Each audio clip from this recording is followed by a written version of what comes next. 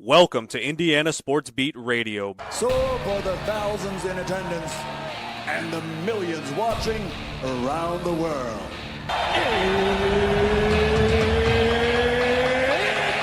Time! Three on the way. Oh!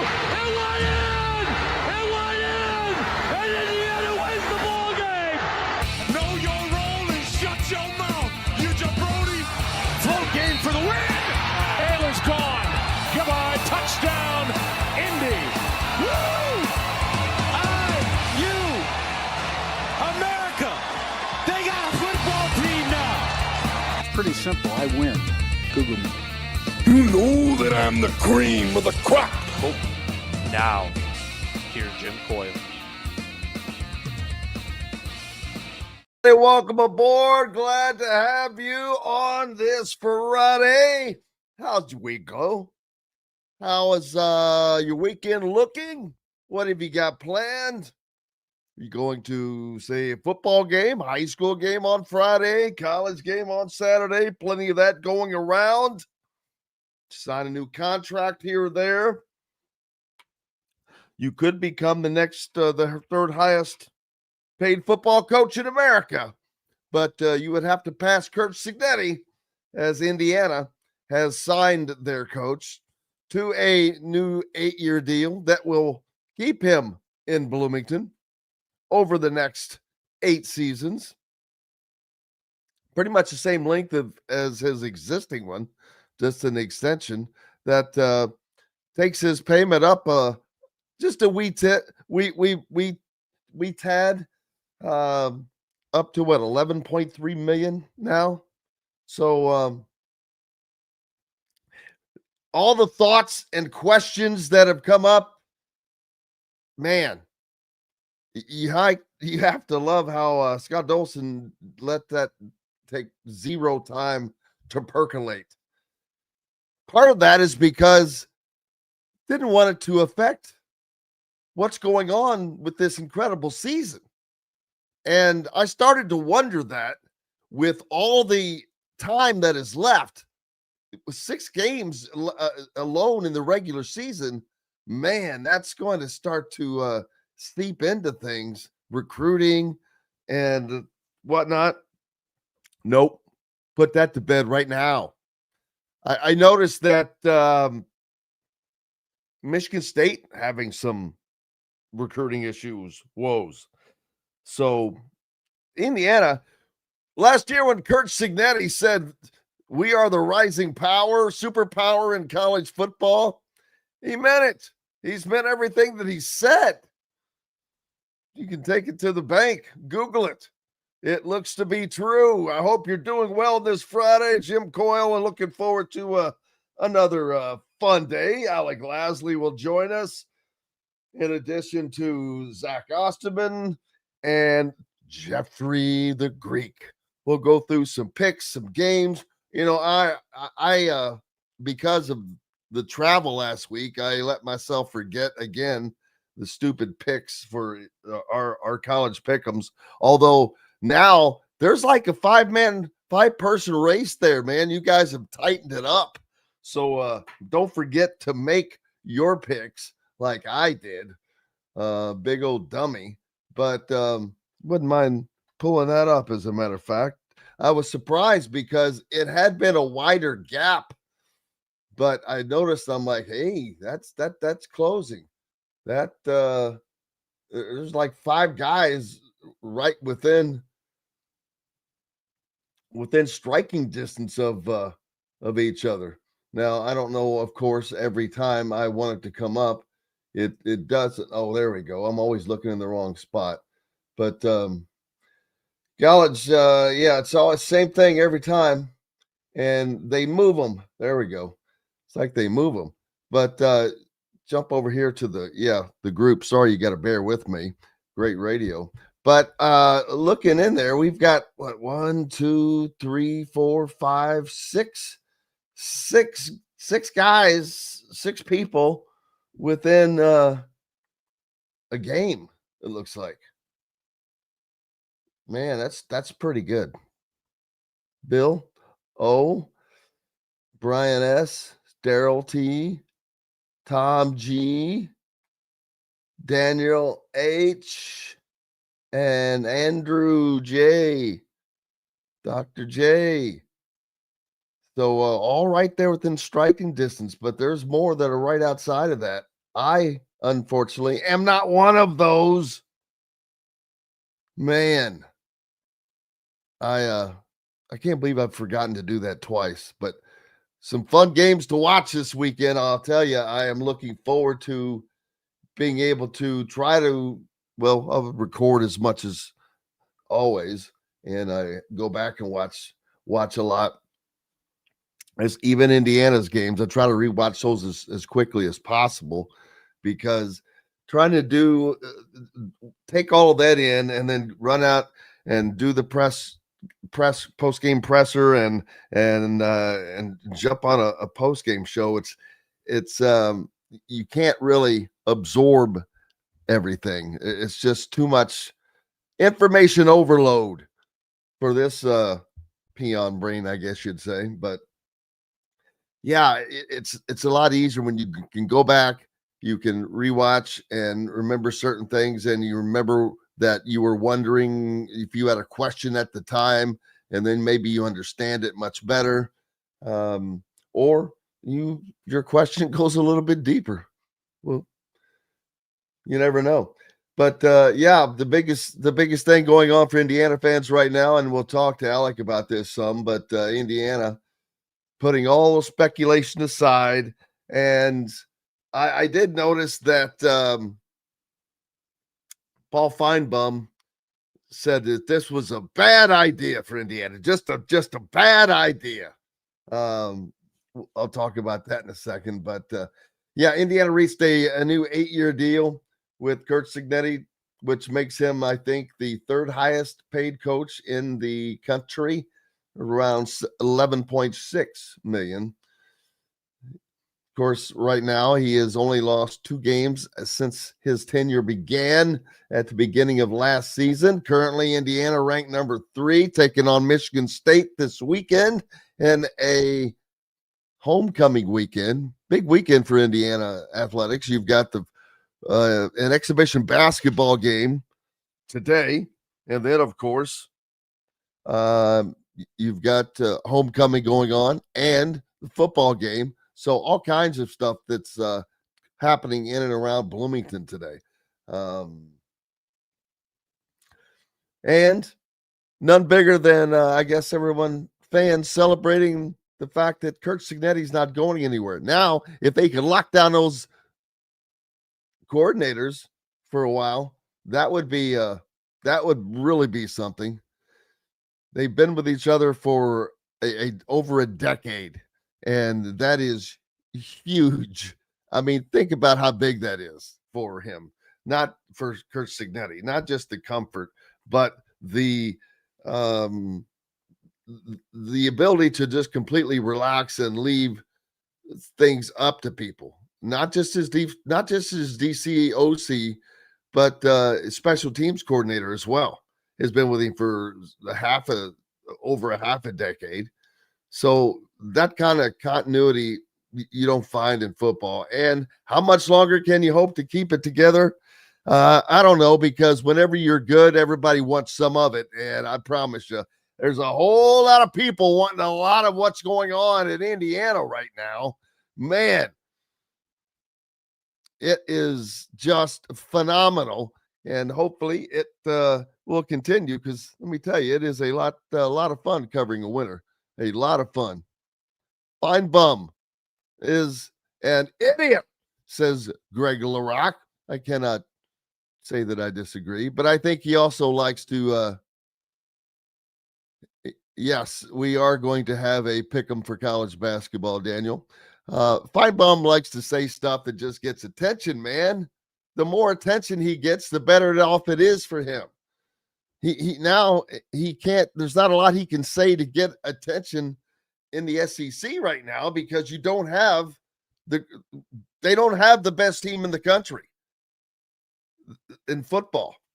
So they don't have the number 1 team in basketball.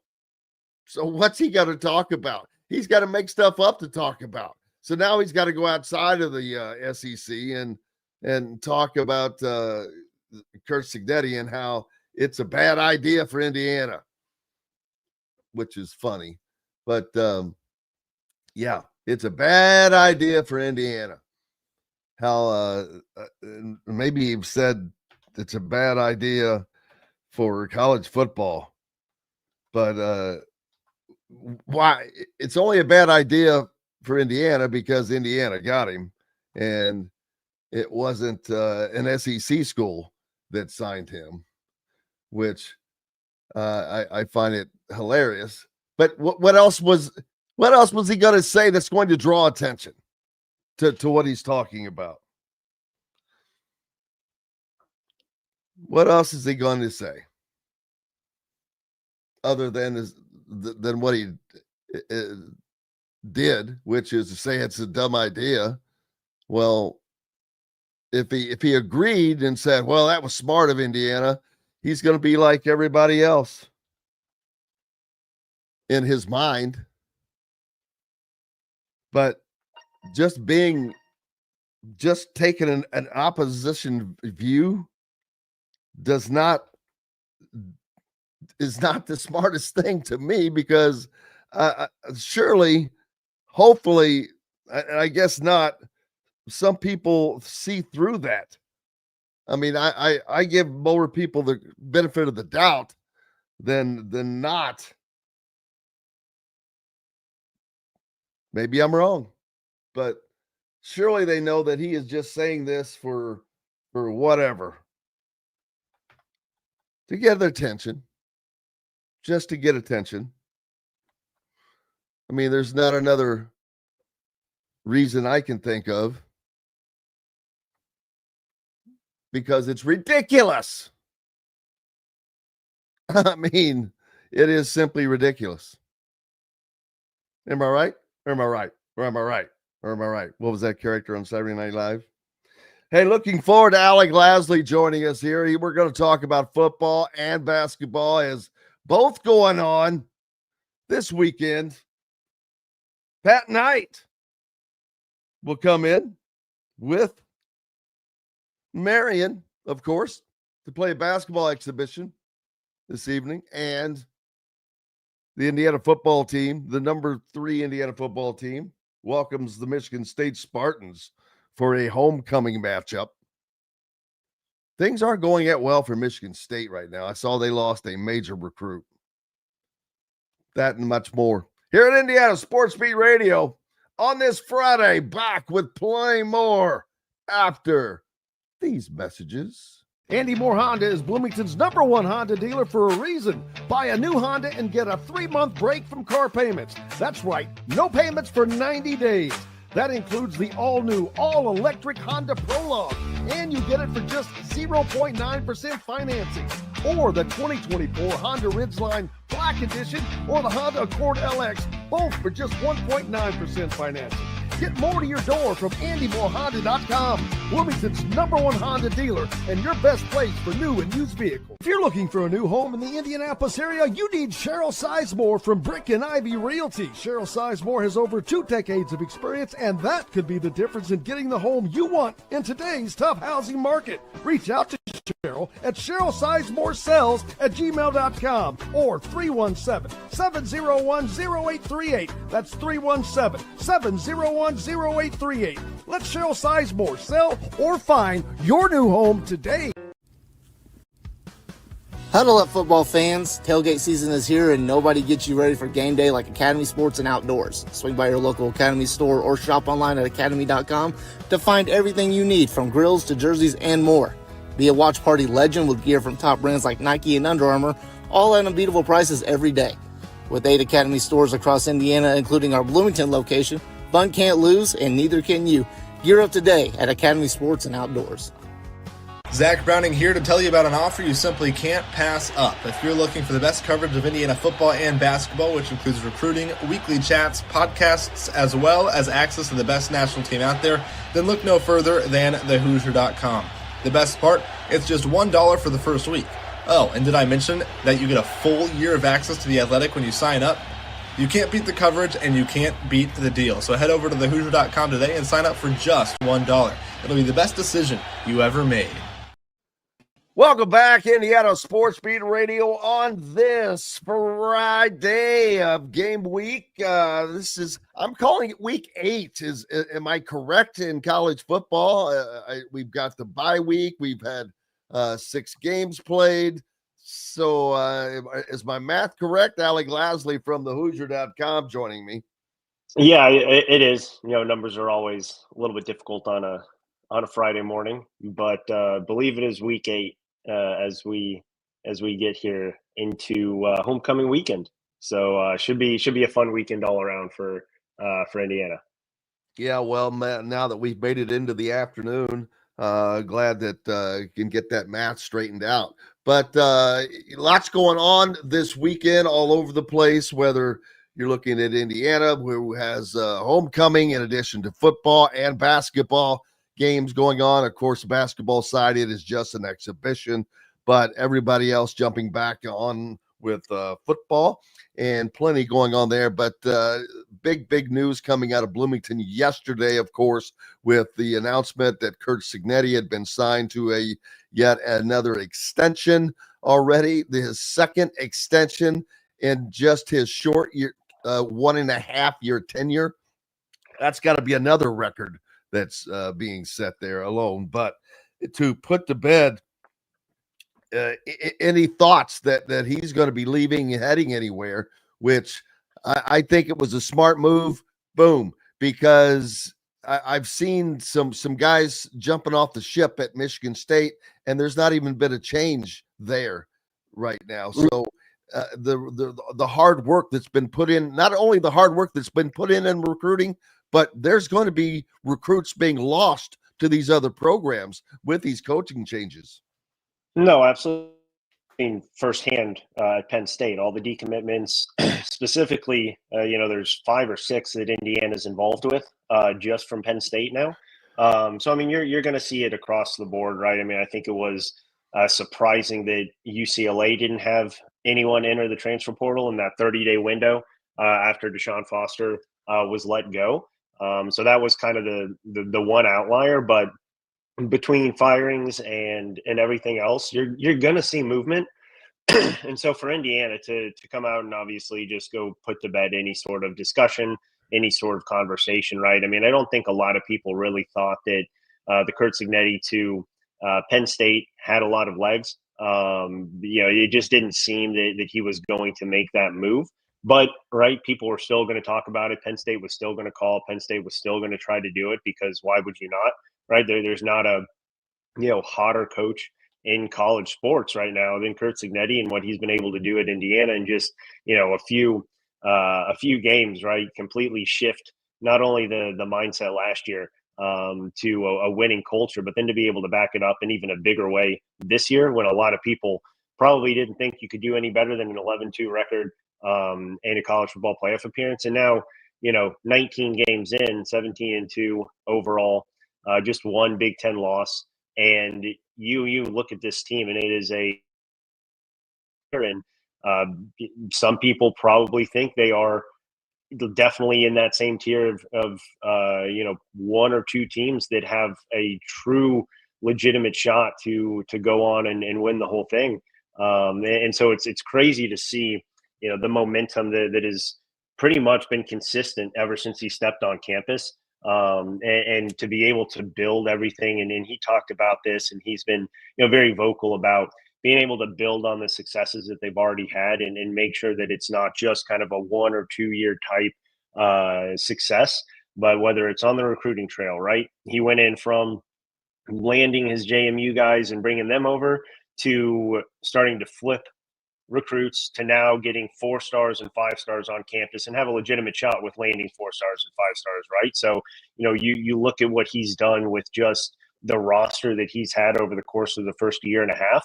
You got to assume that there's going to be even more talent that comes into this program over the next couple of years, if not already next year, just due to the success that he's had. And so, to come out right before homecoming, not that Indiana needed any sort of jolt of energy, but to come out right before homecoming, announce this, going into the weekend. And then more specifically, I think, which you don't typically see, is the video that Kurt Signetti put out, and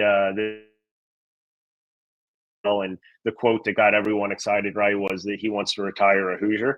And I think that makes a lot of sense for a lot of different reasons. But what Indiana's been able to do from an investment standpoint, I think, really shows that they are 150% in to making sure that this football program is not going to go back to what it was 3 years ago, right, when it was 9-27 over the last 3 years of Tom Allen's tenure, and then pretty much got to the point of the laughingstock of the Big Ten.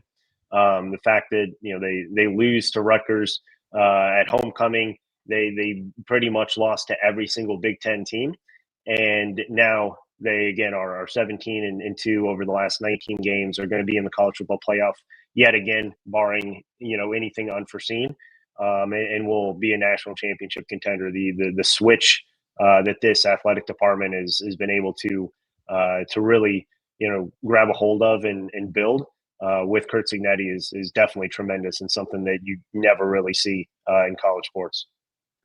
Yeah, I recall that when Tom Allen was named head coach at Indiana some nearly a decade ago now, almost right at it, as a matter of fact, very, very close to that. I think that his first year salary was $1.8 million. And now we're looking at 11.6 for Kurt Signetti. So a great improvement in the salary there. But it shows you not only that, it shows you the investment Indiana has made. It shows you how they weren't taking it seriously, in my opinion, because they were far and away the lowest paying at the time. So now they're gone to the opposite. They're one of the top paying in the country, and that is it's part of what you have to do. But they got lucky with this hire. I mean, I don't know if I should say lucky. Scott Dolson made the hire, so he made a great hire. But getting this lockdown, man, you have just solidified your program as well as you can, save for the coordinators that have been with Signetti all this time. But as far as the bedrock of the program, you pretty much solidified that. And now, like you said, these recruits that I already expected to see them to start to pull in is going to even increase. Indiana is the next superpower in college football. I mean, that comment that he made, it was a very flippant comment, but man, again, very prophetic. I mean, what else can you say for a team that does what nobody else has been able to do for the last 2 years? They go out to Oregon and they not only win, they win convincingly and could possibly be the number one team in the country. The only reason people are not voting them as such is because it says Indiana on their jersey, and Ohio State is the reigning national champion, and they don't know what else to do to knock them off from that perch, because to be honest with you, they haven't really beaten anybody of substance this year. No, absolutely. Look, I mean, you can't argue with Indiana's success now. You can't argue with the the quote unquote scheduling aspect, right? To be, whether or not anyone believes that at this point, right, that Illinois is a top 10 team, top 15 team, even top 25 team, right? They were ranked number 9 for a reason at that point. Everyone had Illinois in their college football playoff heading into this year and making a deep run to beat them by 53 points, to then back that up with getting kind of that first monkey off their back, winning at Iowa. Obviously a very difficult place for Indiana always, and a very difficult place for anyone around the country. And then to back that up with going on the road, beating Oregon team with the longest winning home streak in the nation at that point, which Indiana now I think is second or third for longest winning home streak at 12 or 13 games, 12 games I think right now. Was monumental for not just what this program wanted to do, but I think more specifically, and Kurt Signetti's not going to ever say this, right? But I think for him, that was kind of that last straw that he needed to really even feel more empowered with this program, right? Because they hadn't won the big game yet. They hadn't really been able to travel to a ranked team and win on the road. Everyone was looking for that, next little tidbit to say, oh, well, Indiana's good, but right there's no but anymore. They've been able to face every single challenge and overcome that and build on obviously what they were able to do last year and get better. And not a lot of people thought they would be better.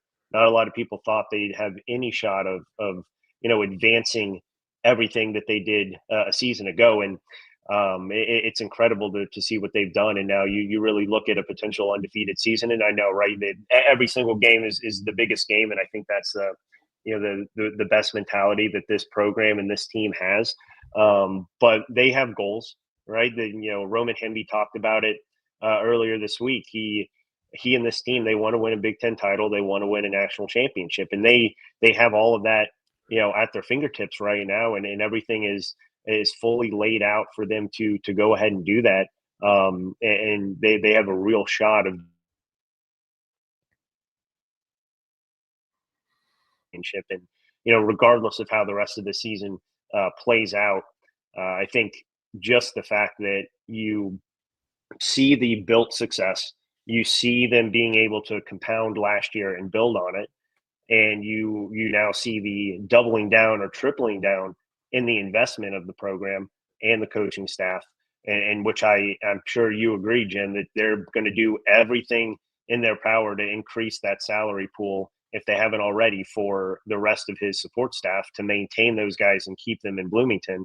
And if they're able to do what they did last year and keep that staff, you're looking at a national power here for years to come, because I just don't think that Curt Cignetti is going to do anything to hop off that train that's going full steam ahead now for 19 games. Alec Lasley from the Hoosier.com with me right now. Jim Coyle as well. All paddles going in the same direction, I believe, is the phrase that I heard. Oars all paddling in the same direction. There you go. All oars are all paddling in the same direction. There you go. That's the phrase of the day right now. But yeah, I wonder if I were a coordinator. Not everybody wants to be a head coach. Not everybody wants that pressure. There have been some guys that have been a long time, well-known coordinators at places, and it's not always the case. And I don't think that that's going to be the case for Indiana's guys. But at some point, they're probably going to want to leave. But at the same time, I'm like, man, I'm getting paid pretty well. I'm working as one of the top guys on a national title contending program year in, year out. Do I really want to take that step down to get my brains beat in at a MAC school or whatever the case may be? So there's a lot that goes into all of this, the coaching situation. No, absolutely. And right. I mean, Curt Cignetti's been, very vocal about, the salary, right, that these guys have been making for the last 10 years, right? When they started making, what was it, like $10,000, $8,000 with, Brian Haynes and Mike Shanahan, right? And the, decade that they've been with Cignetti now, right? It's been very much a relationship that both prosper off of. Curt Cignetti, gets as much out of Mike Shanahan and Brian Haynes as the other two get out of him as well, right? So it's a very mutual beneficial type of partnership that those three have. And not to say anything right about Tino Sinceri, but the one guy who left last year definitely was a step up from a quarterback's coach to an offensive coordinator. But you look at the situation that he went into, it's not always greener on the other side. And a lot of these guys, like you said, may not want to take that next jump. But then again, why would you, when your salary continues to get raised every single offseason and you guys continue to win? And there's not a situation in football, in my opinion, that is comfortable is not the right word here, because Kurt Cignetti and this coaching staff, they're never going to be comfortable, right? Complacency was the one, kind of big word that he used all of last year, not getting complacent and not being complacent. But there is a comfort level of knowing that you pretty much have the whole athletic department and the whole university in the whole state of Indiana in your hands with what they've been able to do so far in Bloomington. And so it's something that why would you leave that?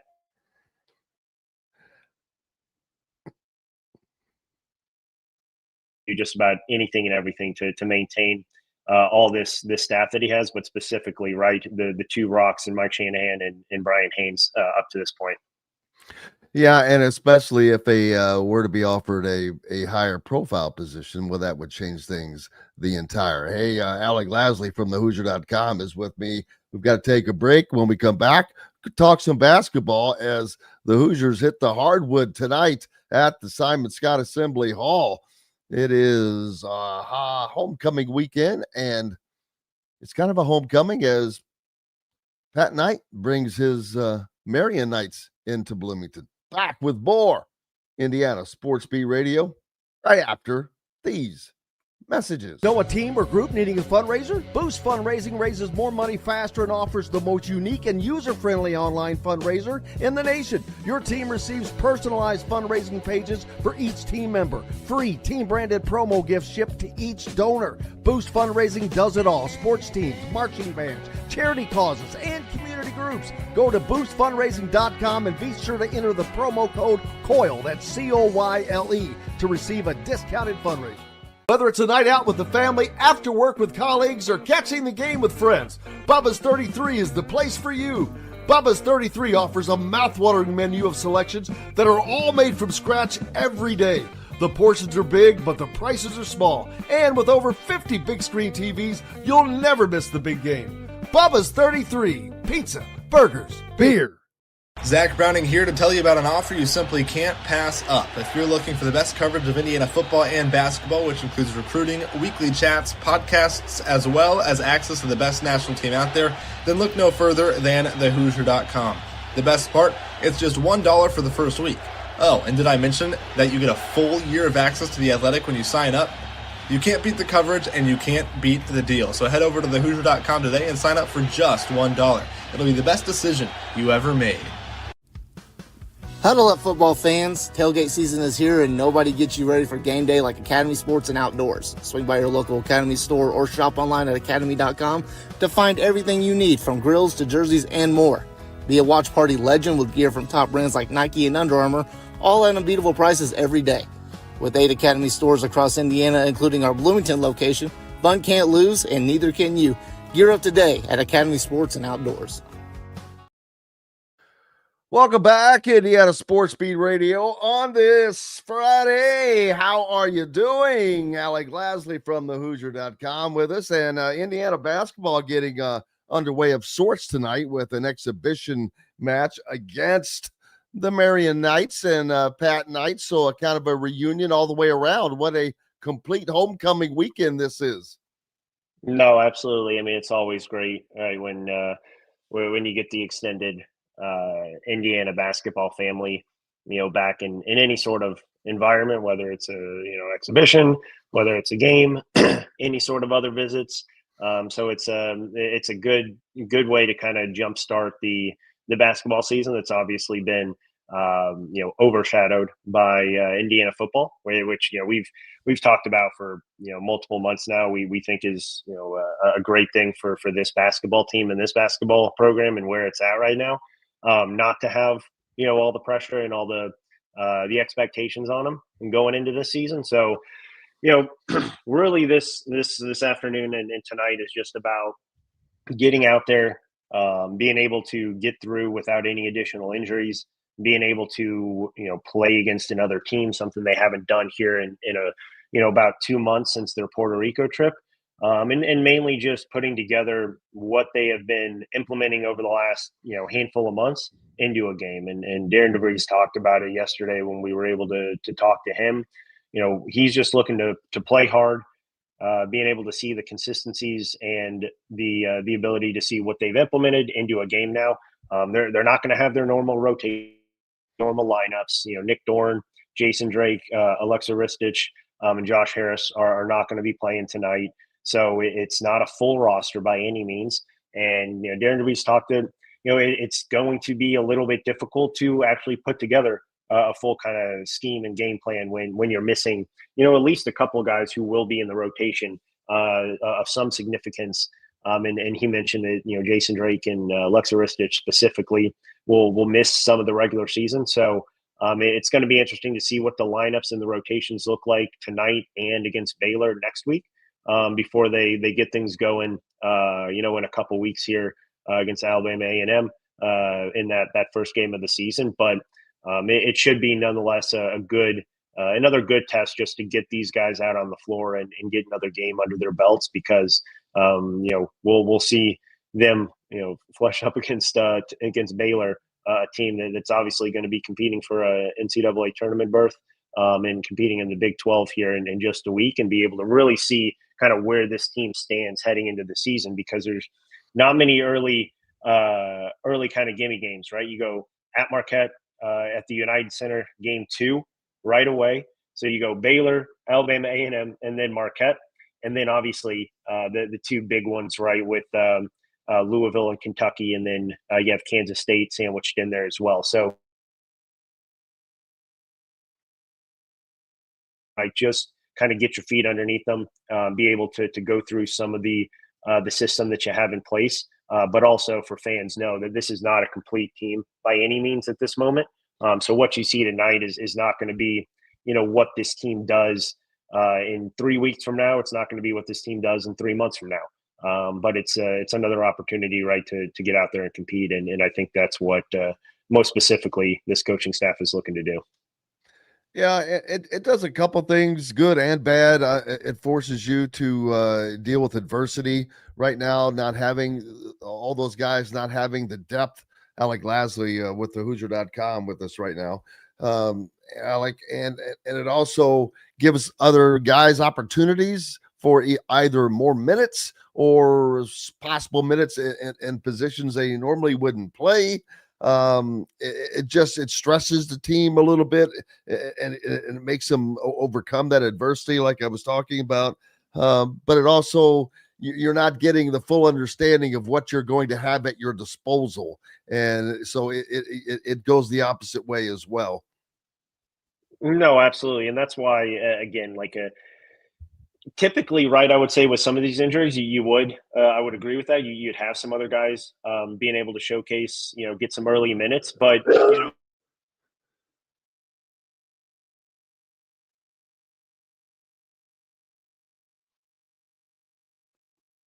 Well, I wonder if we lost Alec. We'll see if we get him back here. He may have been swallowed up by Cujo, sounded like.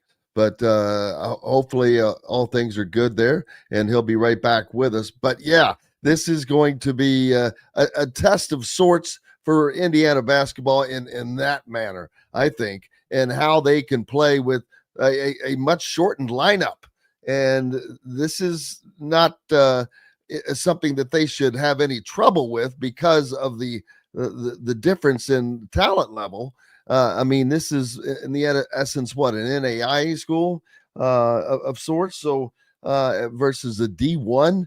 So it just will give fans an indication, of nothing else, of the style of play that you're going to expect to see from offensive and defensive standpoints, I believe.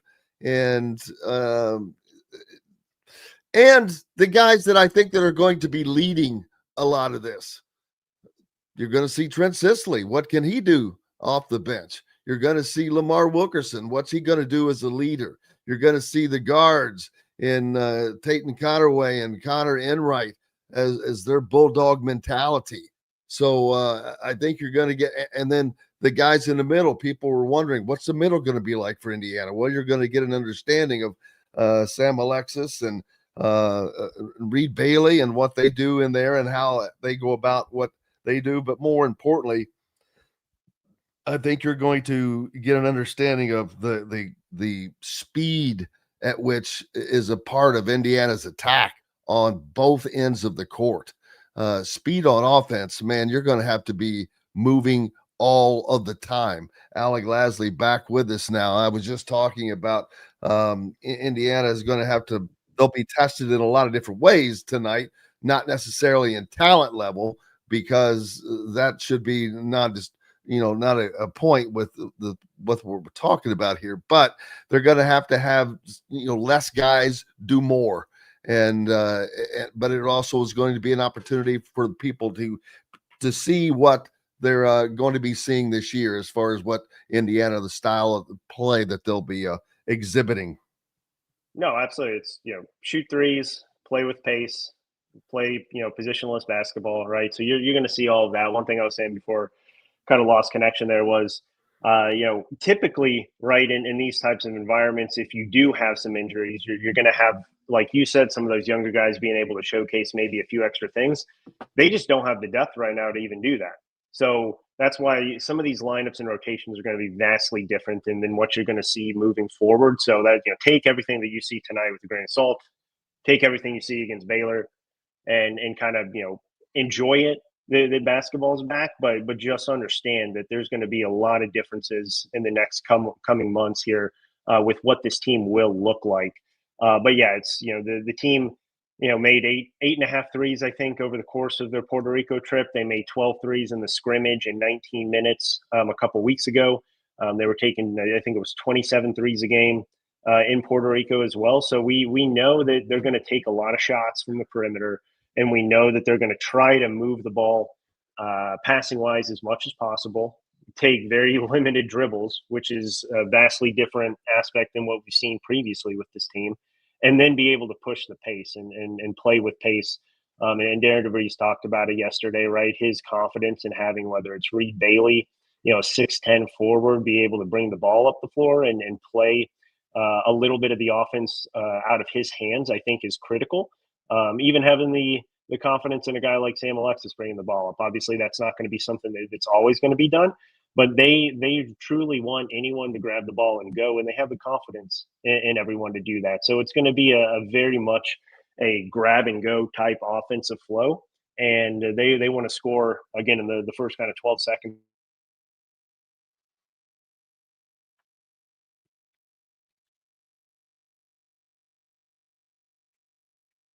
Yeah, I think we lost Alec again there. He's having an issue today, but see, now you're back there, brother. I think you're all unfrozen again. So continue, you may please.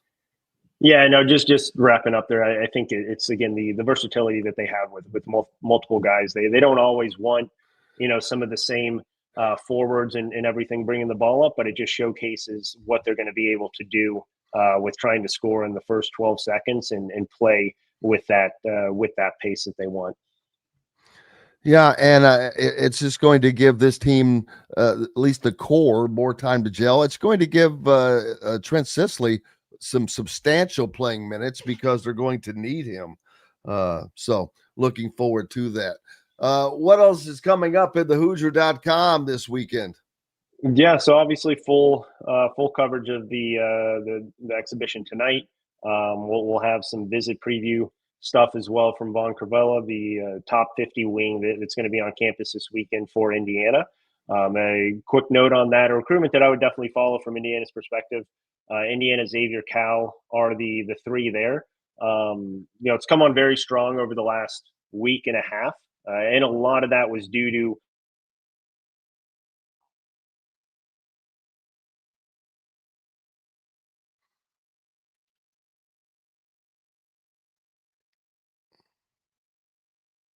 and Ohio State. And repeat that again. Due to what? Yeah, I said it's not due to anything coming up with Anthony Thompson.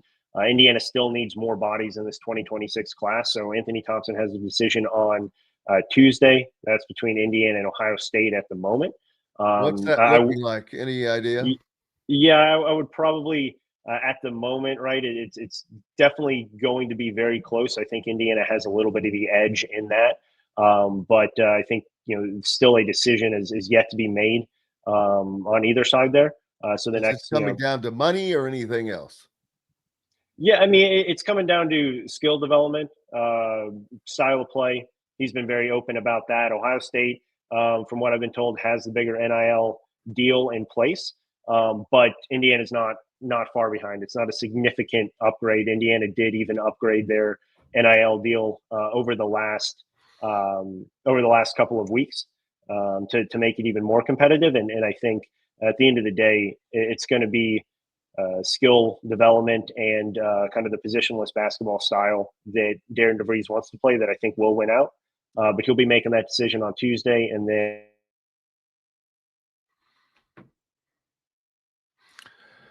Yeah, we're going to have to get Alec an AOL connection there, just one of them old style. Just kidding. Alec Lasley from the Hoosier.com. If he makes it back, I was going to let him give himself an out, but make sure you go to the Hoosier.com. They have tons of information there in regards to what is going on with the college basketball recruiting as it sits right now for Indiana, in addition to what is going on all around this weekend. Tons of happenings with the homecoming situation happening. You've got an exhibition game going on, basketball. It's really cool how they just kind of brought everything together, which there didn't used to be a lot. They used to have to do things like this to get people interested in football. How the times have changed. So now what is everybody going to do and their thoughts for Penn State and that job and whatnot? Who's going to be the name of the hour? I mean, what are they got to go to Matt Rule or Freeman from Notre Dame. Those have to be the two favorites. But why do they have to be favorites? Because Freeman may not have any interest at all in going to Penn State from Notre Dame, but I'm not going to say that he might not use it to get a little something for the effort on the backside, a little raise. So that's always a possibility. Does that end up happening? Does Penn State end up being just a job bumper? People were even Matt Rule uses it just to get a bump at Nebraska, or is he reading the tea leaves on the wall at Nebraska, and maybe it's time to get out of there for whatever reason they're not able to recruit the way he would like? I mean, who would not want to go to Penn State? Let's be honest. They are in the completion stages of a $700 million renovation to their football facilities. They're going to, when it's all said and done, probably pay out close to $100 million with the coaching change, and then an additional $100 million for a new coaching staff and all of that and all that goes with it. So, yeah, you'd want to go there, but with whom much is given, much is expected. So a lot of pressure would come with that. Or would you rather stay with? That's why people ask why guys stay at places like Iowa State, because you know what? You can be successful, you can win, and not have nearly the pressure to do so. And that money spends probably just as far as getting 3 times as much as it might someplace else. And it may not matter for the stress of it all. So there's something to be said for happy life, man. Happy life. So there's a reason why certain people just go and stay places. That's what I meant earlier about the coordinators. Some are happy. I'm not saying that that's going to be the case here. I'm sure it's not. They're both young men still. And that's probably wishful thinking by Indiana fans to think that. Now, how long can it last? I don't know. Maybe they want to get on a run for a couple of years and see what they can do. See if they can run it back again. Let's see if they can win a Big Ten championship or at least play for one. That would be a gigantic proportions, which I'm sure that's looking like that's going to happen. It's certainly a possibility of happening. And if that happens, what's next? Winning the Big Ten, winning a national title. I mean, there's something to be said for being in the hunt for those things for a while. I mean, they've been paying their dues, but now they've got a shot at all of this. So it's going to be interesting to see how it plays out. You've seen some of the big names that other programs, Ohio State, and are able to get and keep. Hey, it happens, and so it's very doable, especially when you have a place that is welcoming this new product the way Indiana has been, the way they are investing in it. It's a good time to be around something when it's at its beginning and growth stages. They are having a blast, and it's working out pretty well. And Indiana stepped up at a time when the Big Ten has to step up. The Big Ten being one of the leaders. No, I did not. Thanks for reminding me of that. But yeah, the Big Ten has to be one of those leaders to do so. So we'll see about that.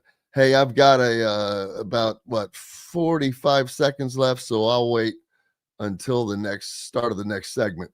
I was going to mention, I apologize, or I hate that what all has happened with Todd, and I don't know anything more than you guys do. So, but we hate it, and it is what it is, and I'm sure there's three sides to every story. So, hate it for everybody all involved, but we've got lots more coming up. And unfortunately, he won't be with us going forward. So, but stick around. We'll keep at it.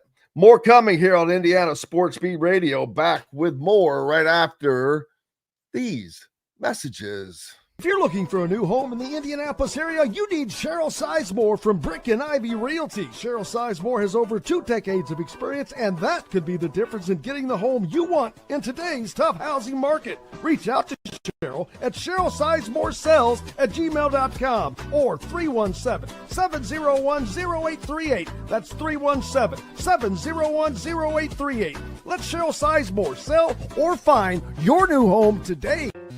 When it comes to apparel and promotions, Freethink has you covered, literally, whether it's 24 or 200 shirts for sports leagues, businesses, or groups. Freethink Apparel and Promotions can also create your very own merchandising store. Freethink Apparel and Promotions did it for Indiana Sports Beat Radio, and they can do it for you. Whether it's screen printing, embroidery, digital printing, promotional products, vehicle wraps, or anything else under the promotional line. See what Freethink Apparel and Promotions can do for you at freethinkapparel.com. Huddle up, football fans. Tailgate season is here, and nobody gets you ready for game day like Academy Sports and Outdoors. Swing by your local Academy store or shop online at academy.com to find everything you need, from grills to jerseys and more. Be a watch party legend with gear from top brands like Nike and Under Armour, all at unbeatable prices every day. With 8 Academy stores across Indiana, including our Bloomington location, fun can't lose, and neither can you. Gear up today at Academy Sports and Outdoors. Whether it's a night out with the family, after work with colleagues, or catching the game with friends, Bubba's 33 is the place for you. Bubba's 33 offers a mouthwatering menu of selections that are all made from scratch every day. The portions are big, but the prices are small. And with over 50 big screen TVs, you'll never miss the big game. Bubba's 33, pizza, burgers, beer. Welcome back, Indiana Sports Beat Radio on this Friday. A visit from our friend Zach Osterman, the IU insider for the Indy Star, joins us. How are you, sir? I'm good. How about you? If I was any better, I would be Zach Osterman, and I know that there's only room in this world for one of those. But big doings for Indiana yesterday, of course, with the announcement of the new contract with Curt Cignetti, which quickly puts to bed to rest any worries for Indiana recruits, for Indiana fans, for Indiana donors. And I think that was a pretty solid, fast move by Indiana and Scott Dolson to do all that, to put all that in place. Yeah, I mean, listen, I say this whenever we get into these jobs, and Indiana basketball fans have learned this as well. When jobs like Penn State come open, they don't tend to be filled by coaches that are already elite. They tend to be filled by coaches that kind of grow into those jobs and become elite in those jobs. And that was why, as much as anything, I never really thought Curt Cignetti was leaving. But I think, the financial investment, and I think we can all suspect that there have been further, guarantees around staffing, salary, NIL plus rev share. I talked to someone this week who said that, I don't remember exactly what they said, but they basically said that, the Oregon game probably changed some targets for next season on that front. That it is more just kind of the idea of what it signals when Indiana starts spending top dollar in football. And there is obviously a level of spending and revenue that Indiana can't realize if it doesn't have a 90,000 seat stadium the way that, that I don't know, Alabama does or Ohio State does. There will always be that. And we don't have to get into the debate about whether or not Indiana should add capacity to Memorial Stadium and blah, blah, blah. But when Indiana is investing at the level that we're talking about, in capital, in resources, in time, in energy. I mean, it sounds like a small thing, but it takes a lot of, I don't know if it sounds like a small thing. I think it sounds to a lot of people like sort of an abstract concept. It takes a lot of energy to be good at football, to correctly marshal all of the things that you need to put a good product on the field, not just players, coaches, but also the fan experience, making sure that your stadium's up to par. That is stuff, that is energy that people, time and hours of the week that people could be spending on something else. And Indiana has really chosen to just emphasize again and again, pushing that to football. And maybe that's money, maybe it's time, maybe it's effort. It's pithy to say Indiana's a football school, although I wrote it last night, so I guess I'm pithy. But Indiana is behaving like a school that is putting football first. That is not unfair to say. And you can obviously understand the justification for that. But that's where Indiana is now. And, I think there's a validation that I think is coming for Indiana this season, the Illinois game, the Oregon game, Curt Cignetti's new contract, that a lot of people are looking around and saying, this is just the way it is at IU for the foreseeable future. And of course, it won't be that way forever. Programs always rise and fall. But, this one is in, kind of a golden moment, and it is doing everything it can to capitalize on that. Yeah, I thought of this earlier today and mentioned it, and we'll probably post it at some point. But the man that he replaced, Tom Allen, Curt Cignetti, Tom Allen's starting pay was, I believe, $1.8 million, and now Curt Cignetti is at $11.6 million thereabouts. Just the unbelievable difference. But a big part of that, though, is Indiana, how much more they've decided to put their resources in football, how much more it's shown to be important, how much it's shown that they have to do this because this is the business model you have to follow. Yeah, and I wrote something that I was literally in the middle of filing yesterday. I was putting the subheads into my story file, and I was starting to build out some hyperlinks when the Cignetti contract news dropped, and I had to rewrite about 800 of the 2,000 words about just how, and I've been around for, virtually all of this, starting with Fred Glass, starting with the hire of Kevin Wilson, Indiana, and maybe even before that, this conceptualization of the North End Zone facility, which was part of the construction package that also included Cook Hall back in the mid-late 2000s. Indiana has been persistent about this. And I wrote it in that story, and I tell people this all the time. It's not unimportant. And Curt Cignetti deserves all the credit in the world. And so does Scott Dolson, so does Pam Whitten for, capitalizing on this moment that Indiana's in. But it should not be lost on people that, the impact that a lot of people and a lot of time and effort had in building the platform to give Curt Cignetti this opportunity. And what I mean by that is, Indiana, I got the number right over here. Indiana in the financial year 2010, which was, I guess, the third year of the Big Ten Network, maybe the second full year of I think it was the third full year of the Big Ten Network, reported $815,952 in head coaching salary. Like that. I mean, it was like they were paying less money than service academies. And this is not a criticism of Bill Lynch or anything. This is just what Indiana was willing to spend on football at the time. Fred Glass, when he made the decision to move from Bill Lynch to Kevin Wilson, he made a similar decision to say, we are going to keep pushing the boat out financially for football. And some of that was big. Some of that was, probably more than $100 million in renovations to Memorial Stadium, many, if not most of which were football facing. Some of that was small. Some of that was when, Kevin came to him and said, hey, I've got a practice field that in the lean months of the year where the sun's not out all day, there's a part of it that is just permanently in the shadow of Mellencamp Pavilion. And that means that when it rains or snows, it never dries out and we can't practice on it. And Fred said, okay, what we'll do is we will replace that and we'll replace the Memorial Stadium turf, and we will put the same consistency, the same blend of like sand and rubber and whatever on those artificial turf. So you're practicing on a field with the same consistency in practice that you're playing on Saturdays at home. There were so many moments along the way.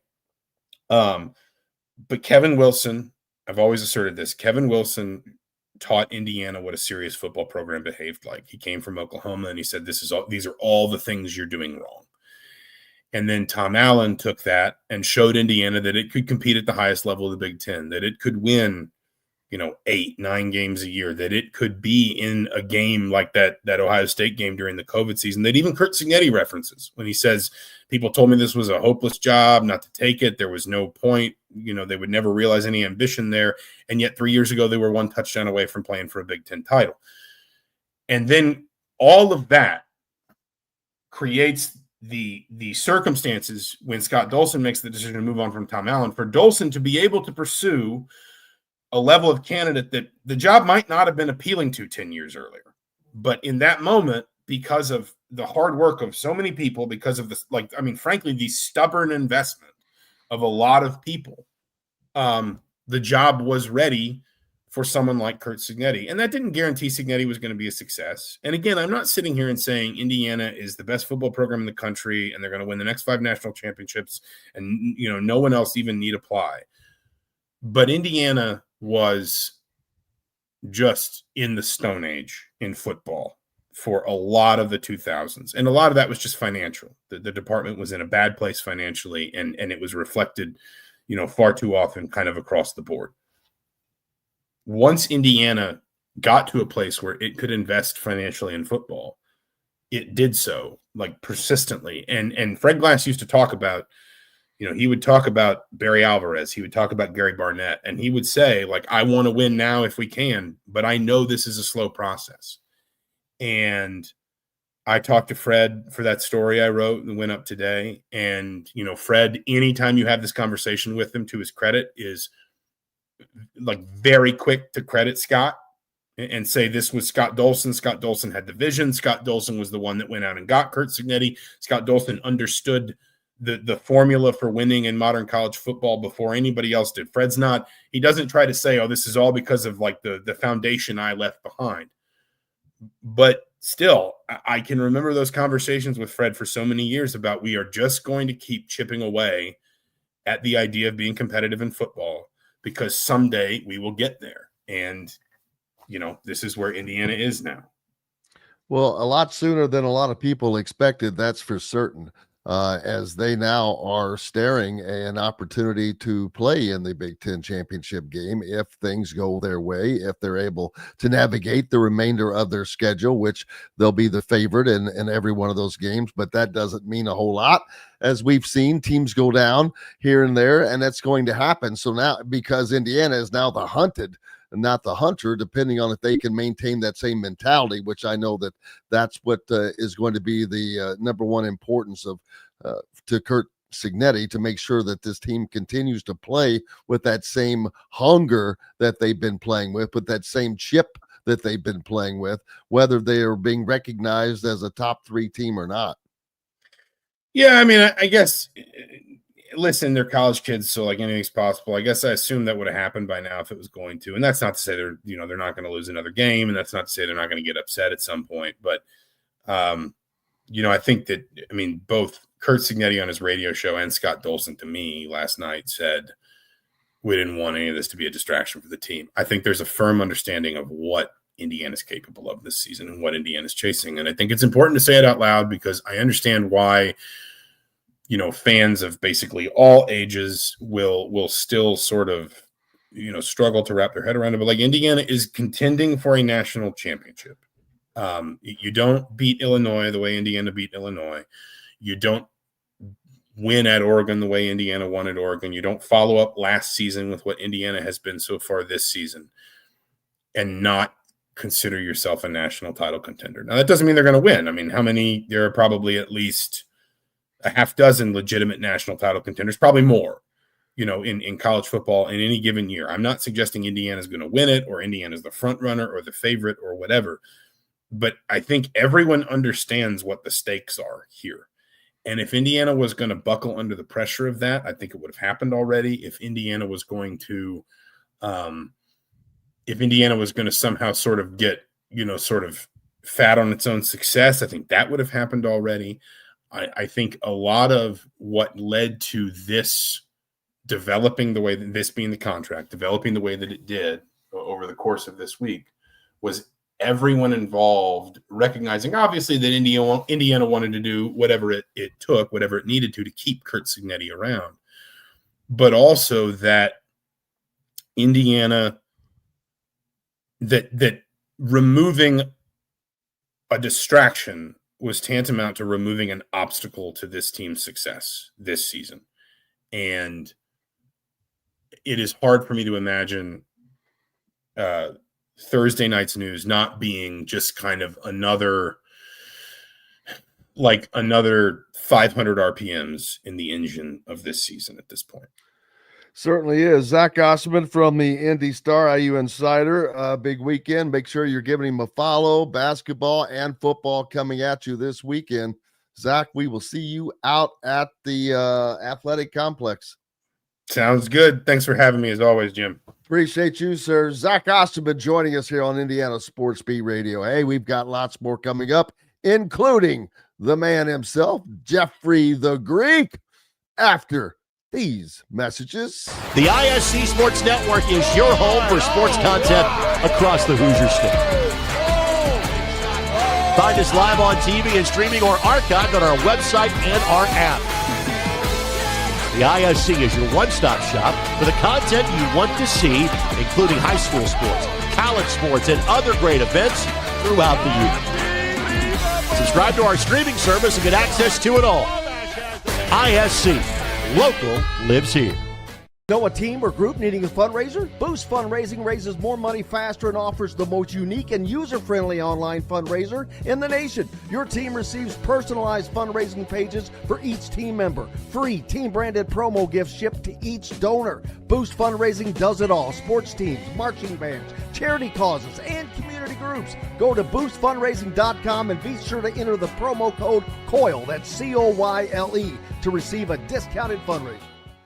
If you're looking for a new home in the Indianapolis area, you need Cheryl Sizemore from Brick and Ivy Realty. Cheryl Sizemore has over 2 decades of experience, and that could be the difference in getting the home you want in today's tough housing market. Reach out to Cheryl at CherylSizemore@gmail.com or 317-701-0838. That's 317-701-0838. Let Cheryl Sizemore sell or find your new home today. When it comes to apparel and promotions, Freethink has you covered, literally, whether it's 2 dozen or 200 shirts for sports leagues, businesses, or groups. Freethink Apparel and Promotions can also create your very own merchandising store. Freethink Apparel and Promotions did it for Indiana Sports Beat Radio, and they can do it for you. Whether it's screen printing, embroidery, digital printing, promotional products, vehicle wraps, or anything else under the promotional line. See what Freethink Apparel and Promotions can do for you at freethinkapparel.com.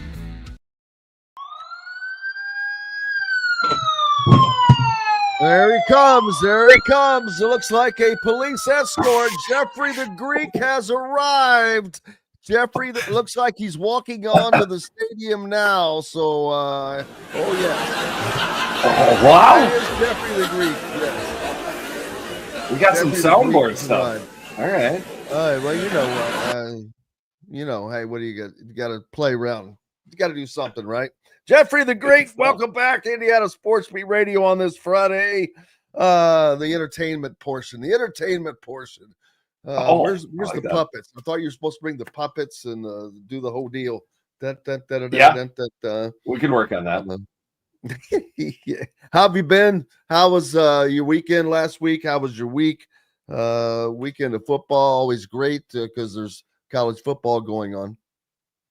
I had a good weekend. I had a good week. Not as good as you people in the greater Indianapolis area, seeing as how the Hoosiers go out to Oregon, get the biggest win, and I would say program history.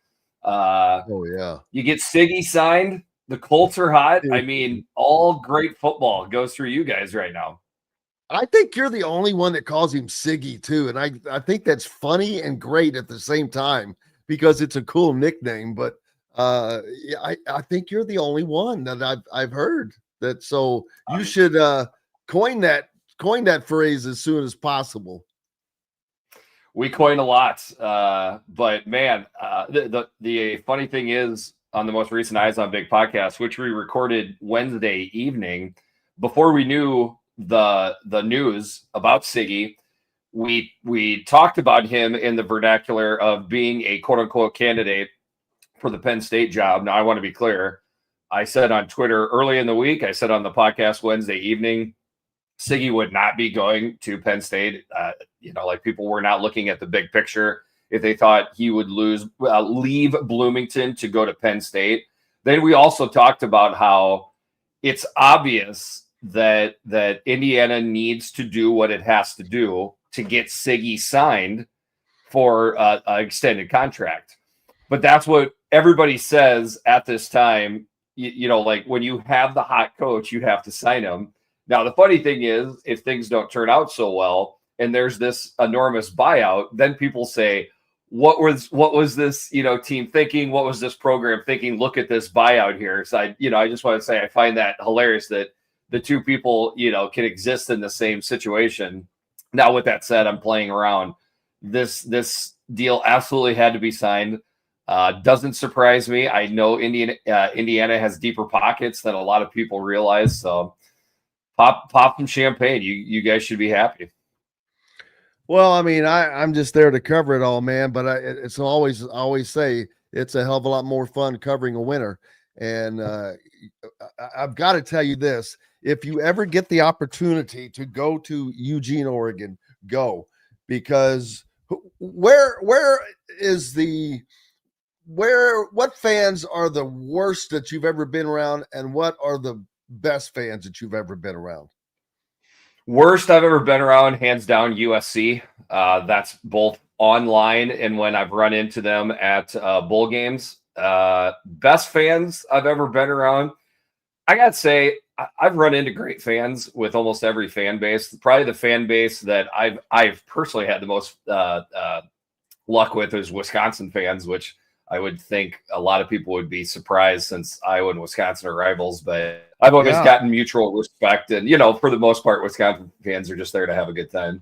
Well, I was shocked at how unbelievably friendly Oregon people were. It wasn't just it was thank you for coming to Oregon, thank you for coming to Eugene.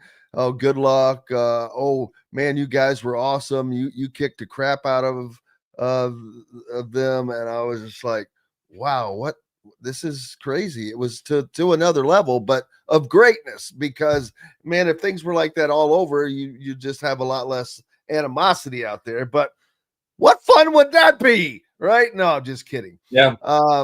So now I'm afraid that the Big Ten is not just top heavy, but are there teams in the middle that are better than maybe I'm giving them credit for? Because I look at the SEC, I don't see them as having an Indiana or an Ohio State at the top, maybe even Oregon. I'm not sure still. I don't know how bad of a loss that really was. Indiana could be the best team in the country. We don't know. There's no doubt. There's no doubt.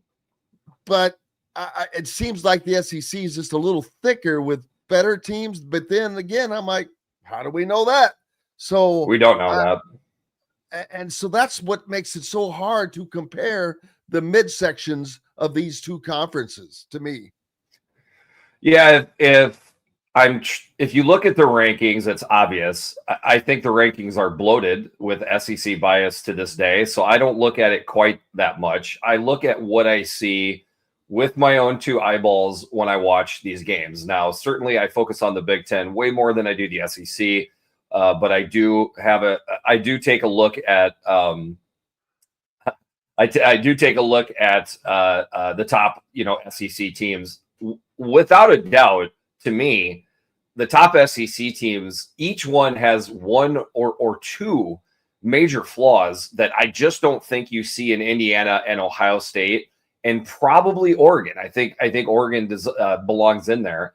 I would also like to say that, Jim, for 15 years straight, the way that we knew, very much the way that we were positive we knew who the best conference was, who was winning the national championships.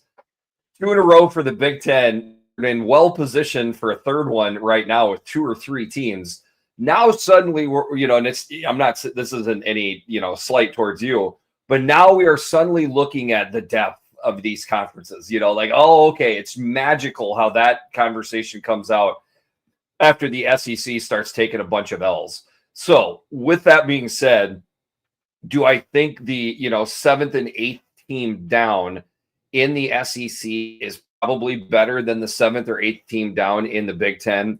Yes. But if I can talk out of two sides of my mouth, those 6, 7, 8, 9 teams in the Big Ten are still pretty good. Like, I just don't think people have the ability to most of the time watch these games outside their own team and the top 2 teams. So they don't see them. So they have comments and they have opinions, but I don't really know if they're watching these games.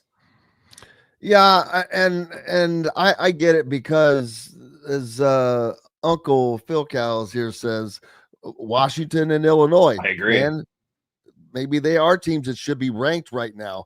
Washington just lost to Ohio State. Well, Ohio State, if they're the number 1 team in the country, they're supposed to lose that game. They lost by and they took them into the fourth quarter. Yeah, they took them into the fourth quarter. It was still a game. Yeah. I've been invited to a couple different college football networks on X, and I have a top 25 vote. Washington is absolutely in my top 25, as is Illinois. And I know somebody brought up the Hawks on one of the comments here.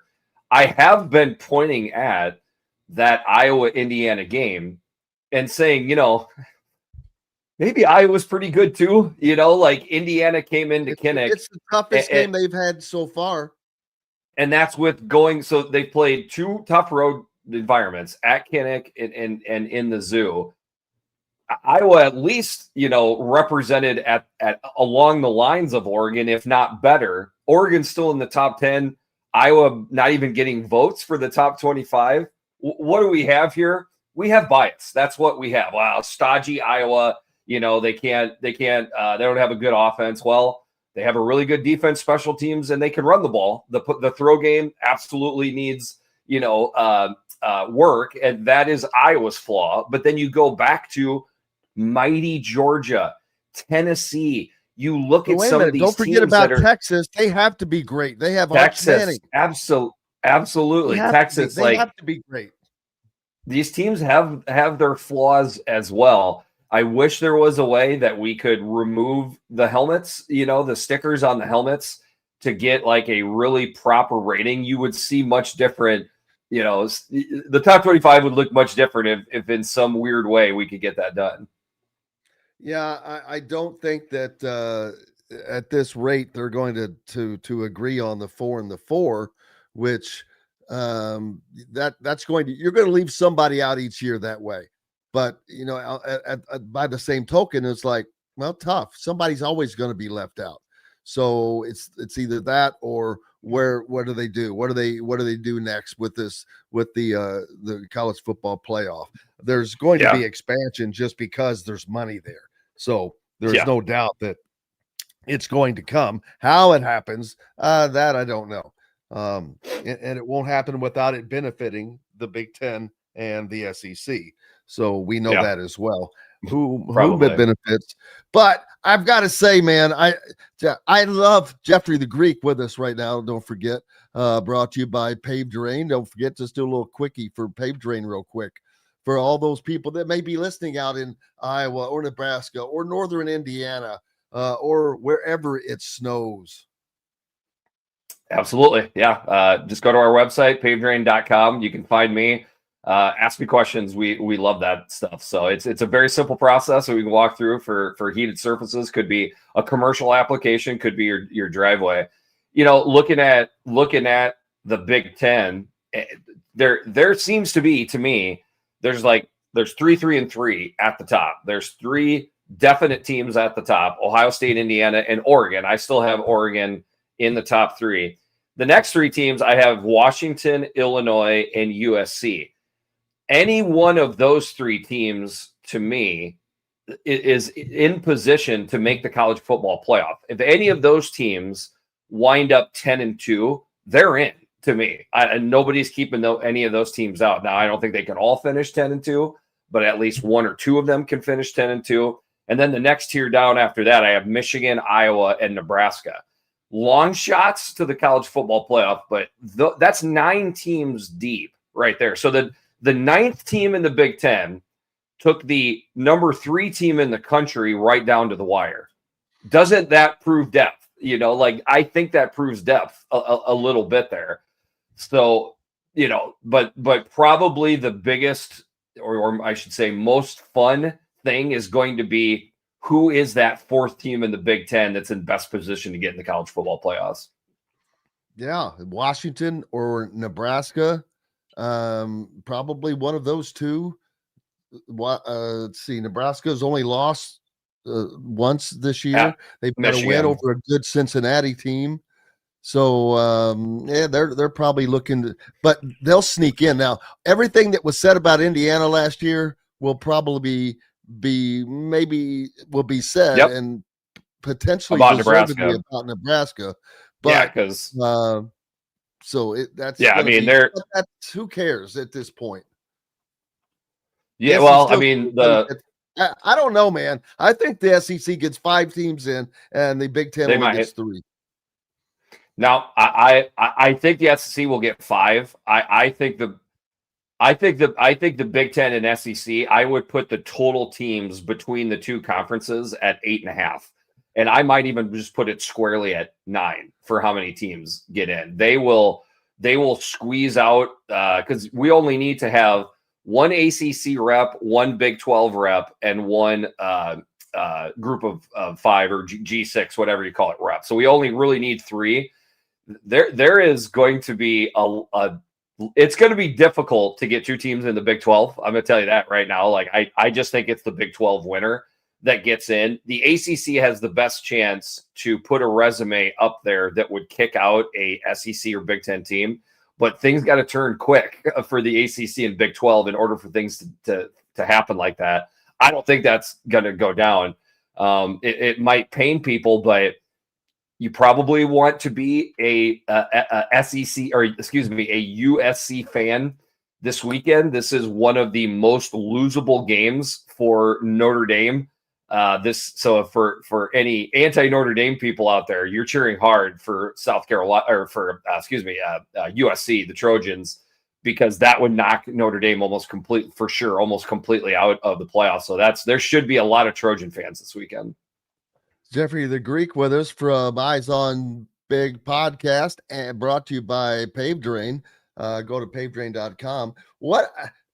Man, the Big 12 seems like they're getting kind of they're going to get kind of hosed this year because they have several good teams. They have the BYU Cougars and Texas Tech, who's in the top 10, but both of those are undefeated. Then you've got the Bearcats of Cincinnati and Utah at 5-1, and Cincinnati's had a pretty good year other than that tight loss to Nebraska, who that's their only loss of the year. Man, it's been fun to see, to watch these teams, and that's what this college football playoff is meant to be like, I think. Yeah. Listen, the Big 12 is fun to watch and follow. Nobody's saying that.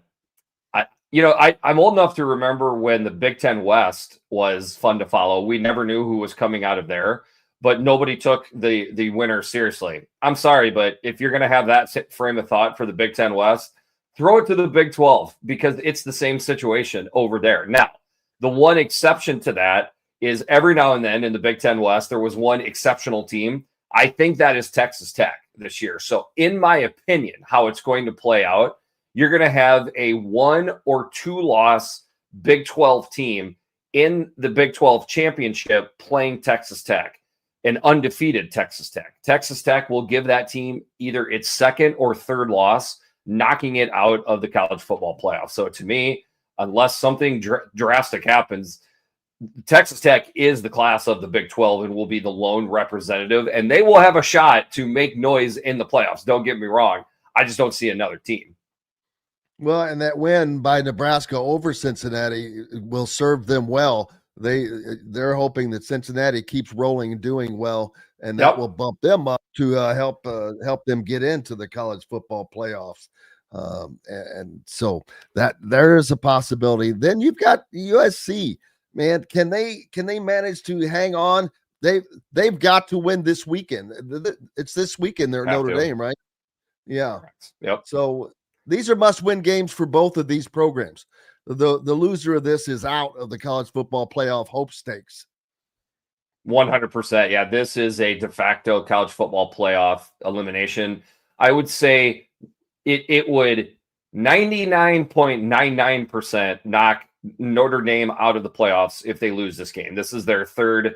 This would be their third loss. They just don't have any meat left on the bone, even if they finish 9-3. So I can't rule it out completely, but they are virtually out. Now USC, they could still figure out a way to get 10-2.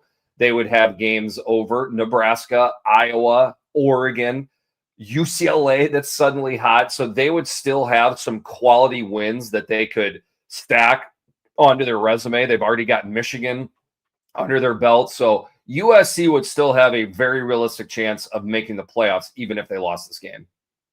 Hey, UCLA has a winning Big Ten conference record right now. Just throw that out there. They're a completely different team. I'm telling you, it's crazy to watch. Jeffrey the Greek is with us right now, and it's going to change their season entirely. I mean, they have time to do it.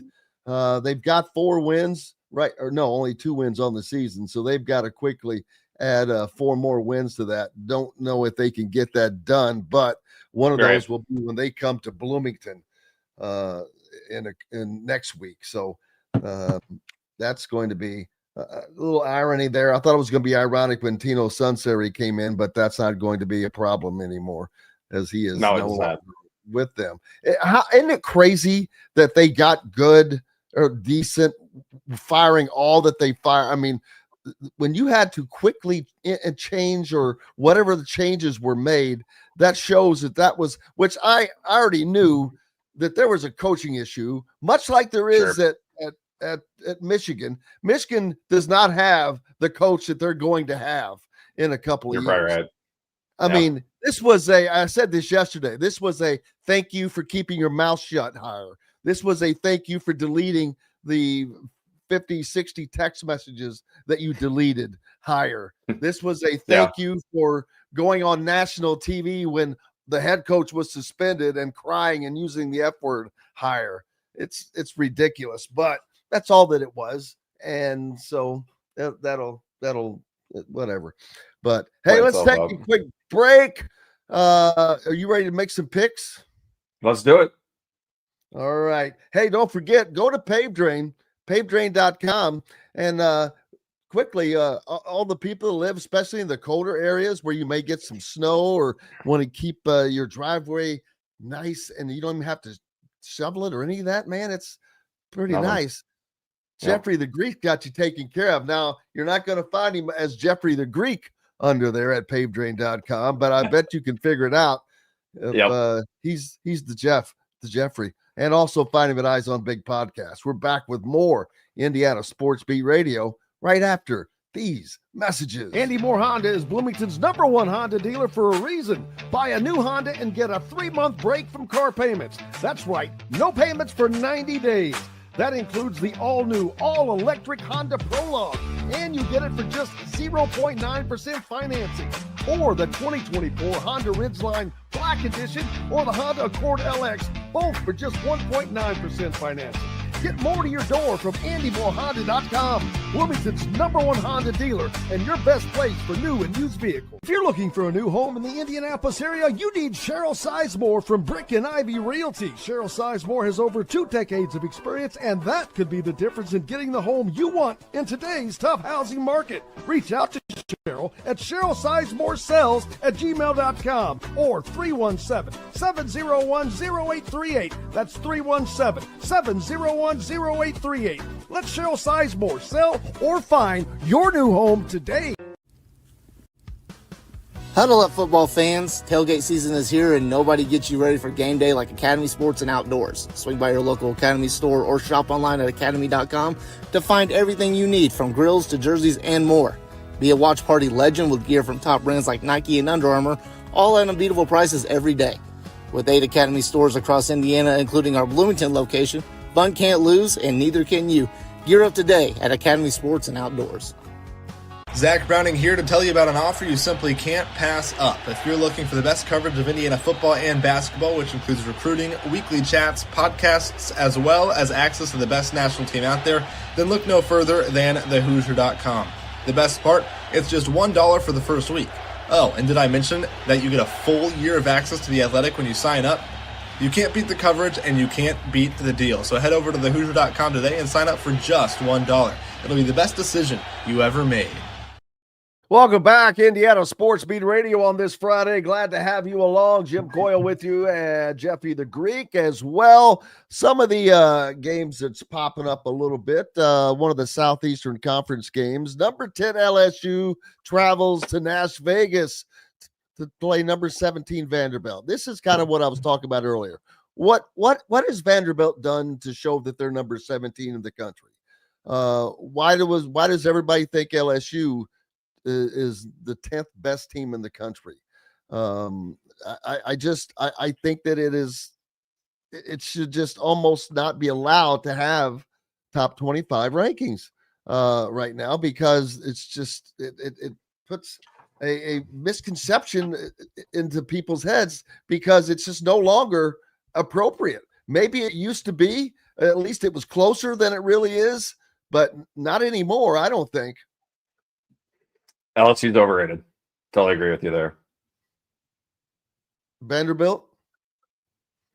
You think they're overrated? I haven't watched them. Let's talk some Big Ten football, Jim. What do you think? Let's do some Big Ten football. I could not care less about the SEC. I cannot get him outside of his wormhole there. No, you see the logo? You see the over the chest or the shoulder right here? Again, I just like to talk about here some big games of the week every now and then. Yep. Just like to bring those up, because they'll have ramifications later on. Tonight, Nebraska going into Minnesota. Minnesota looking to try to pop off and do something. Nebraska, though, a 7.5-point favorite. Yeah, Minnesota has not looked good this year. When I did my rankings from 1 through 18 in the Big Ten, I had Minnesota all the way down at 13th in the Big Ten. They have a really good quarterback. I really like Drake Lindsley. I think big fans need to tune into this game. You know, obviously, if you're at a high school game, have fun there. But if you find yourself at home, tune into this game. I think it's got a lot of opportunity to be a lot of fun. It's right down the road for me. I wish I could make the game, but I'm not going to be able to do that. But I don't know if it goes how it looks on paper, Nebraska should win this game by at least 10 points.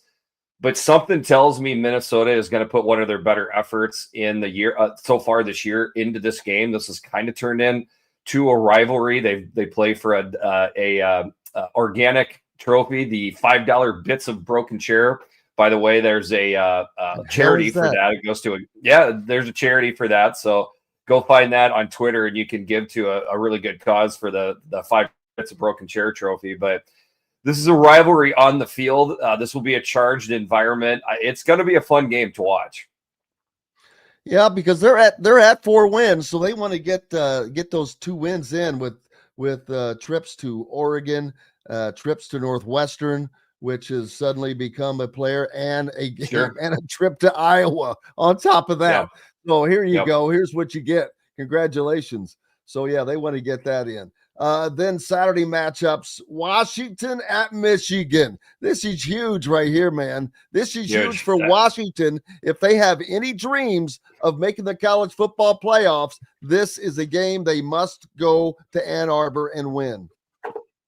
This might be my most fun game this entire weekend. No offense to the Notre Dame USC game.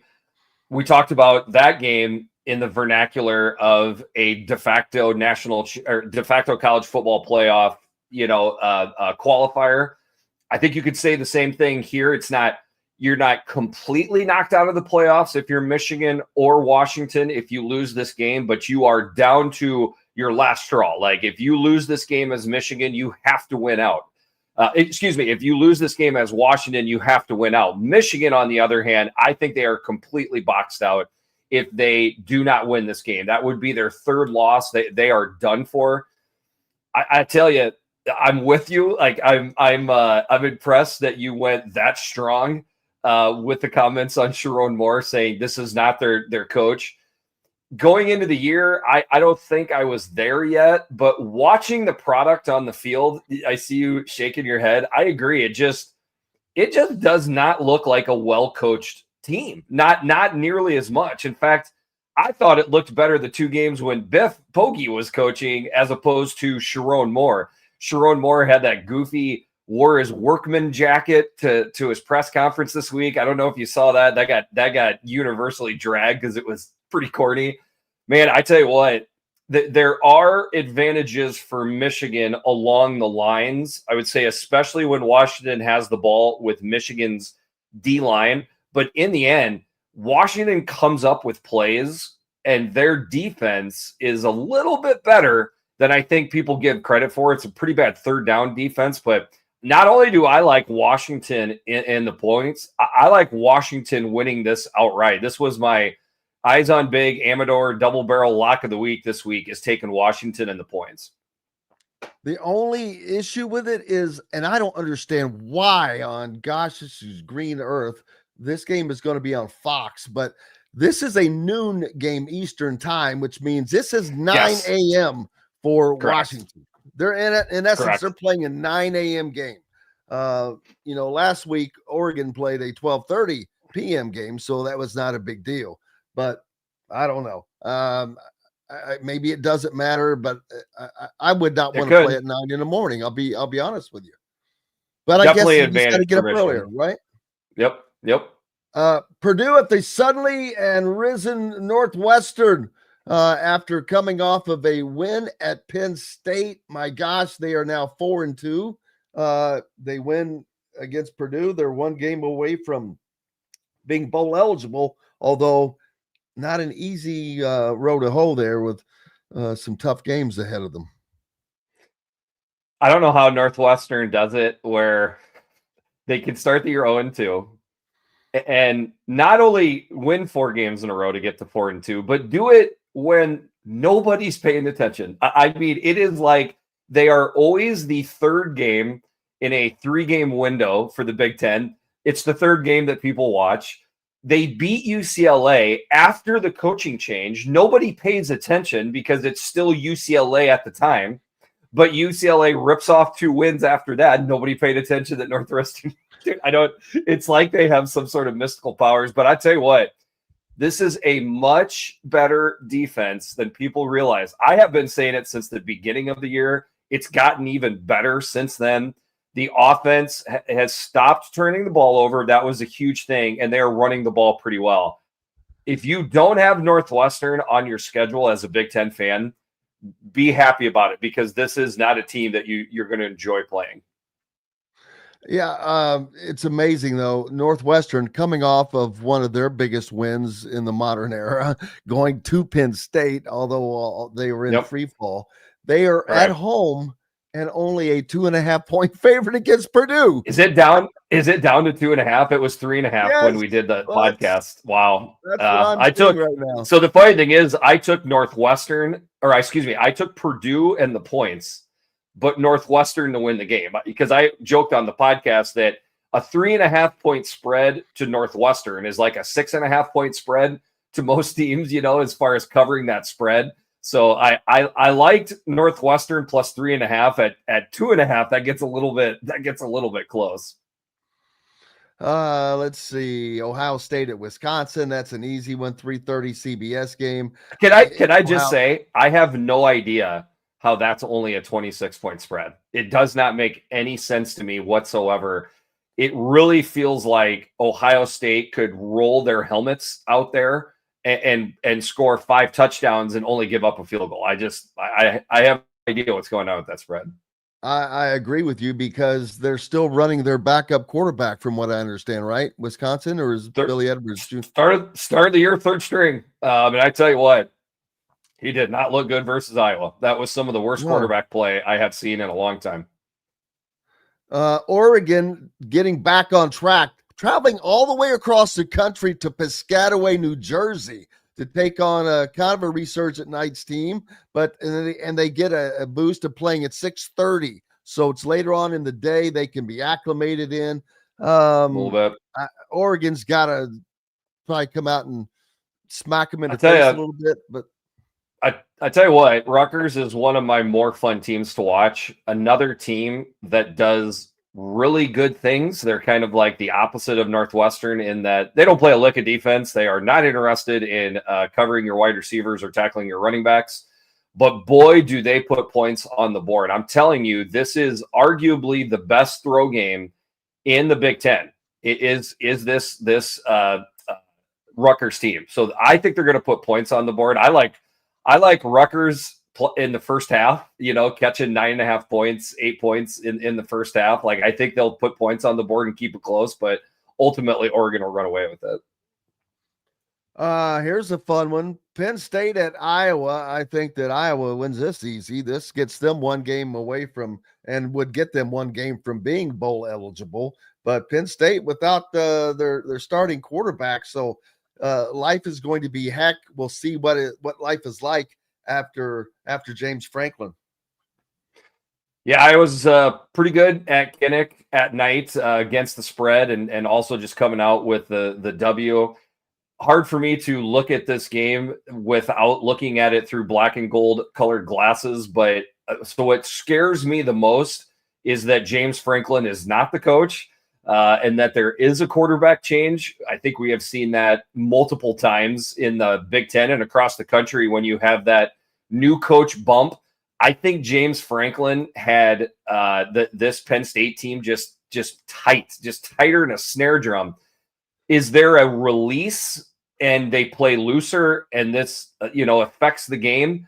There is definitely that potential. If you just give me straight up helmet on helmet, I think Iowa has the advantage at both the O-line and D-line. So I got Iowa to win this game, but man, I would not put any money on the spread either way. Yeah, it's going to be very wild to see how Penn State can. Do we see what we saw in that UCLA bounce or not? Yep. Or have they given up the season already? Because it's only halfway to go. So right. There's still those guys were wanting to play for a Big Ten title though, in a national championship. That's what they were hearing, and both 100%. Of those are out the window. Gone. Yeah, it definitely has to affect their psyche quite a bit. In my rankings, the top 2 teams were playing the bottom 2 teams. So Ohio State, top team, playing Wisconsin, the second team, Indiana, playing this Michigan State team. So, like, I am interested in what you folks are thinking, because, like, to me, is Indiana capable of a flat performance under Siggy? I don't know if we've ever really seen it. So, but like the spread isn't immense, you know, like this is a really struggling Michigan State team. I mean, they could hardly, they barely busted a grape in a fruit fight at home playing UCLA. Now they go on the road to play this red hot Indiana team. I don't see any way possible that the Indiana defense doesn't show up. Is this finally the time where maybe Indiana's just off their game a little bit on offense? I'm not predicting that. I think Indiana covers this spread, but like, I just wonder if there's any sort of hangover that Indiana ever feels. Not yet. Well, they've got to keep doing it, though. They've got to finish this season out. Maryland travels to UCLA, a much-needed game for both of these. If Maryland has dreams of going to a bowl game, they're currently 4 wins, so that's would be a big opportunity for them. If Illinois has any dreams of or UCLA has any thoughts of turning this season around, they definitely have to get it done, because they are not there. They've got 2 wins on the season so far. Then we've got 1 minute left. USC and Notre Dame. Yep, I've got USC covering, but Notre Dame winning this game. USC has got massive injuries at the running back position. They might be rolling out a guy that started the year at linebacker or D-back playing running back in this game. They have not been good away from the Coliseum, especially when they fly into the Midwest. Now, they'll get themselves up for this game. I see points in this game, but I got Notre Dame 34, USC 30. So I got a USC cover. Maybe even it's a late cover going over, but Notre Dame winning that game. Does this end USC's hopes of being the 4th Big Ten team if that happens? I don't think so. As long as they show out, they would essentially on the resume have 2 close losses on the road, but still have some really good wins, assuming they wind up 10-2. So it doesn't knock USC out. It would knock Notre Dame out. So it's rare that I cheer for USC, but I will be doing it on Saturday. Or are you going for the daily double? Maryland's at UCLA, and the Bruins are getting 3.5 points. Yeah, I think I like a close game, somewhat of a sloppy game. Maryland's got a little bit better defense than what people realize, so I think that'll travel and play pretty well. I've got 28-21 UCLA. So just a little bit under the game total in that game, but I got UCLA. They're just Maryland feasts on turnovers, and Nico is not turning the ball over. So I just don't think they give them. I just don't think they give them what they need. So and UCLA gets the win. Jeffrey the Greek, brought to you by PaveDrain.com. Make sure you go there, check it out, make your winners a lot more sustainable. Look forward to doing it again next week, man. Thanks to each and every one of you guys for joining us. Alec, Lasley, as well as Zach Osterman. We're back after the game to do it again. Until then, I'm Jim Coyle. I will see you on the radio. Thanks for listening to Indiana Sports Beat Radio.